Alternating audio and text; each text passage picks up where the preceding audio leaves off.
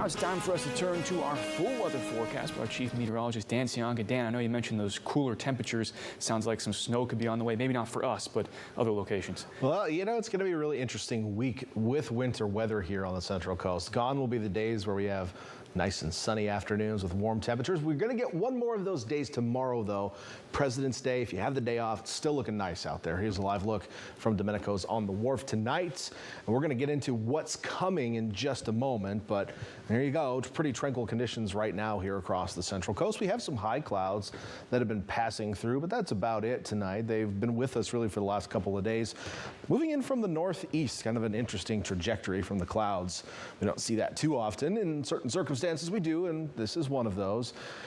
We have an area of high pressure off to the northwest right now, so clockwise flow around that anticyclone or area of high pressure is bringing the clouds in from the northeast, as we can put the jet stream on here as well. So the ridge up to our northwest, blocking storm systems for now, keeping things pretty quiet here on the coast. We did have one weather system that came down the coast last week. It's just been kind of hanging out off Baja. It must be on vacation. It sounds pretty nice. Go down to Baja? Yeah. Can you imagine some sort of fancy drink in your hand? Slightly warmer waters? Oh, okay. I'm down.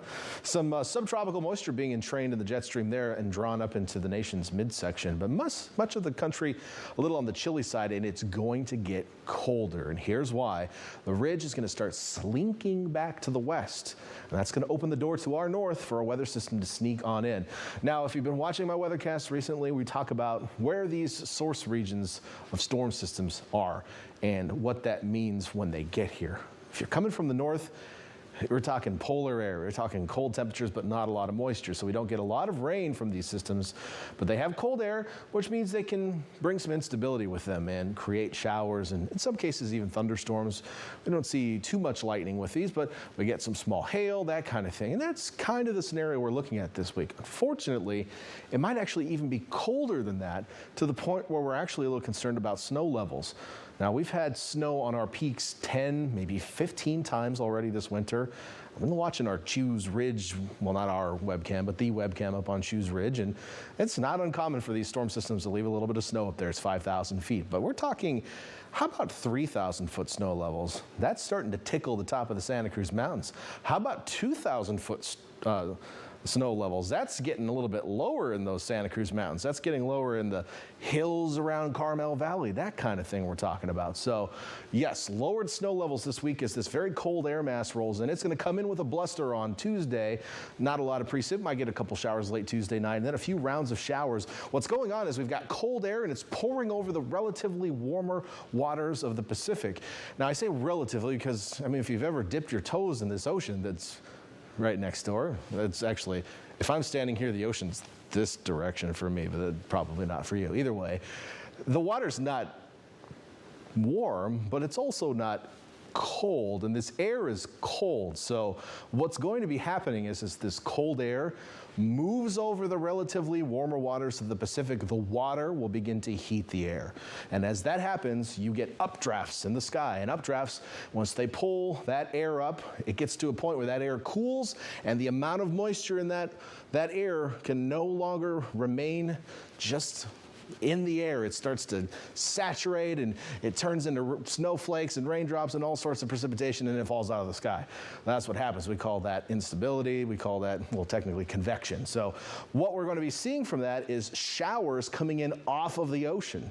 Now, it'll also try and get into some subtropical moisture, I think, by the end of the week. So Thursday into Friday, we might start to see some moisture, and that'll provide the potential for a little bit more moderate rainfall in central and southern California that might get to us as well Thursday into Friday morning. We're watching that.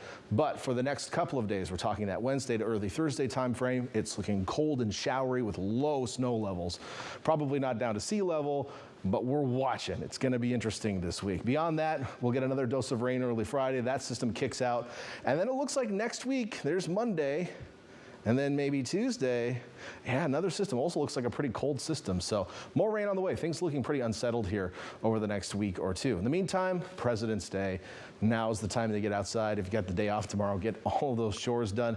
You know, tie down the lawn chairs because the wind's going to get gusty on Tuesday as well. So tomorrow's your day to enjoy that, have a barbecue, whatever you want to do tomorrow afternoon. Just go forward into Tuesday here. Gusty northwest winds picking up. It's going to get gusty, especially late in the day, and then here come those showers as the cold air starts to come in Tuesday night. So let's quickly look at your forecast temperatures. We will just a moment. I do want to mention there's a wind advisory going with that Tuesday into Wednesday for all of the viewing area. Those gusty winds expected to pick up as that system really starts to work its way in. Let's quickly look at your temperatures now for President's Day. Here's what I'm expecting across the region. We're going to get you into the mid-60s in the Santa Cruz Mountain Valleys, a little bit cooler up top, and down on the coast, 65. You're high in Santa Cruz tomorrow. Watsonville coming at you with a 65, 67 in Hollister. That looks pretty nice. 66 in Salinas, so a few degrees cooler than today. We know we hit 70 in Salinas today. Low 60s around the peninsula. Might not even get out of the 50s in Pacific Grove, but that's fine. You're still pretty warm for Pacific Grove standards. And then farther, especially in February, what month is it, right? Down south, we'll see highs maybe touching 70 still in the Salinas Valley, but you get a bit more of a breeze tomorrow than we've had today. That 7-day forecast showing the temperatures dropping Tuesday into Wednesday big time. Showers late Tuesday, lots of wind Tuesday into Wednesday. Showers with mountain snow Wednesday and Thursday. How low will that snow level get? Right now, it's like 2,000 feet, might get even lower in the forecast. We're watching it closely.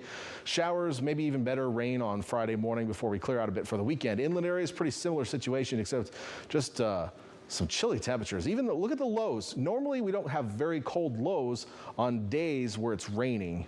It can be cold in the afternoon, but the nights don't get too cold. It looks like it's going to get cold. So some of our hills inland, some of those lower elevation ones you don't normally see snow on. Well, Maxwell, it's going to be an interesting week, so stay tuned to the forecast. All right. Well, thank you very much, Dan.